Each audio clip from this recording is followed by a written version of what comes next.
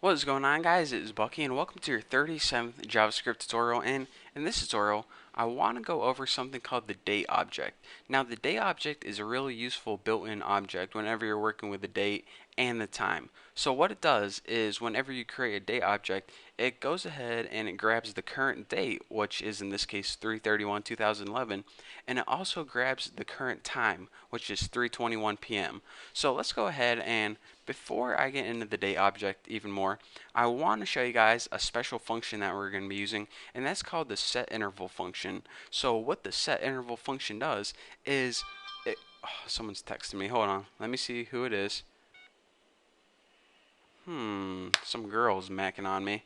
Sorry, girl, you're gonna have to wait. I'm doing a tutorial. So anyways, what the set interval function does is it runs a function however however much time you want to increment it by. So for example, you can run a function every second or every 5 seconds. So this is really hard to explain, so I'm just going to show you guys an example. So function, we'll just name it like do something, and what this function is going to do is just print something out on the screen. So document write,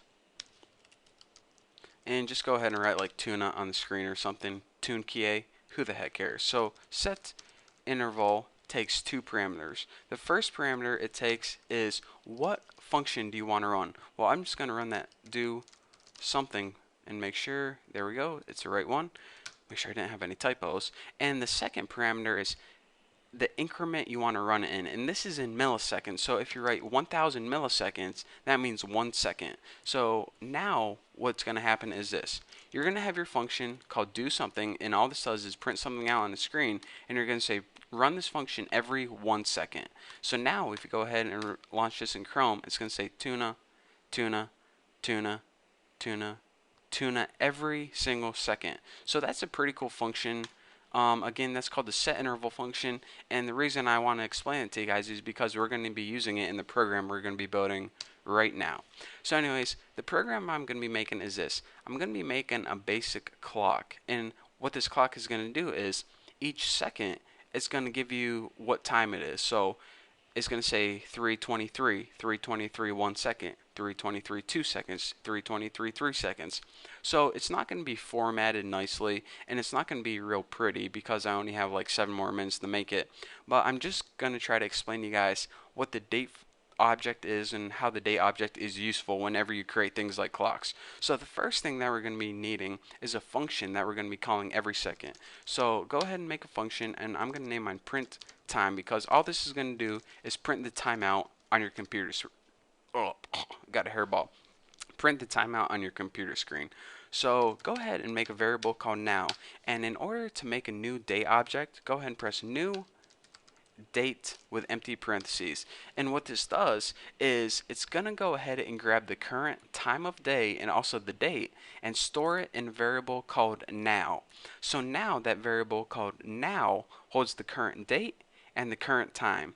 So it holds a lot of information, but we want to access certain pieces of information such as the hours, the minutes, and the current seconds. And what we're going to be doing with this information is just printing it out. So let's go ahead and make a couple variables. Variables hours is going to be equal to now, which is the date object, and the method to get the hours in that date object is get hours. So for example, right now, like I said, it's 3:24 p.m. So it's gonna get the number 15 because 15 is the number of hours in military time of 3 o'clock. The reason it doesn't grab 3 even though it's 3:24 p.m. is because if it just spit out the number 3, you wouldn't know if it was 3 a.m. or 3 p.m. So that's why it whoever made JavaScript decided to get it in military time. So this is gonna have 15 stored in the variable hours, which is equal to 3 o'clock. So now let's go ahead and make the variable minutes, which is equal to now.get minutes. And like I said, right now the current time is 3:25. So now this variable is going to be equal to 25. Pretty cool, huh? And last but not least, you can probably guess what I'm going to do now. Variable seconds equals now get seconds. So this is the number that's going to be changing on our screen every time. It's going to be like 15, 16, 17, 18. And it's going to print out a new second every time, since every second it's going to be grabbing all that information and the seconds is going to be changing every time we print it out. So basically all these variables are grabbing the current hours, the current minutes, and the current seconds. Simple enough. So now all we have to do is print it out on the screen. So document dot write, and let me just go ahead and write it in a hours plus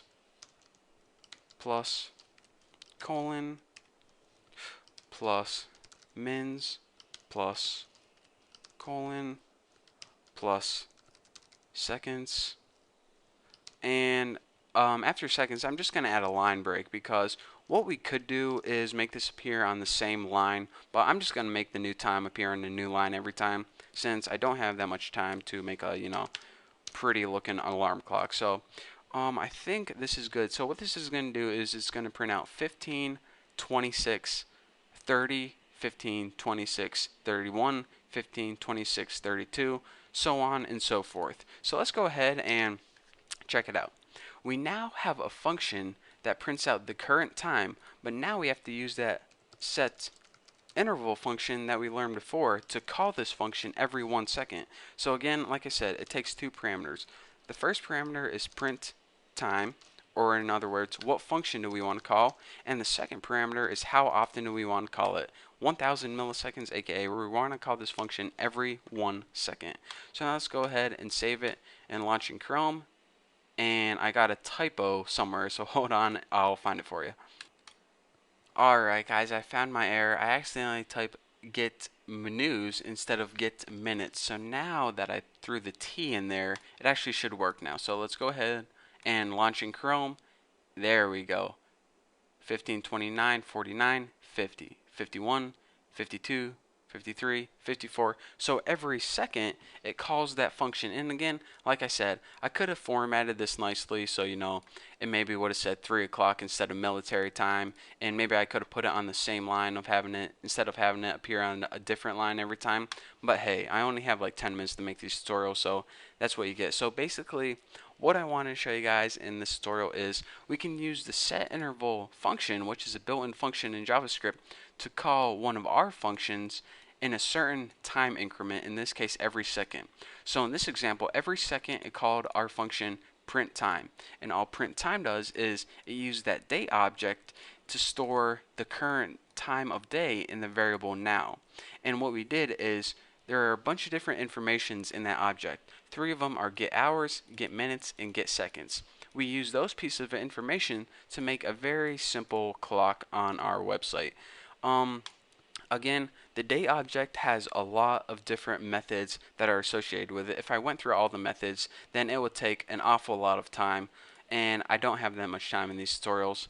It'll take like 20 tutorials to teach you guys of all the different methods, but if you want to learn those methods, go to the JavaScript website, whatever the heck it is, and you can check them out. But anyways, whenever you're working with dates, such as building a calendar, or times, such as building an alarm clock, this is the object that you need to use, and this is how you create it right here.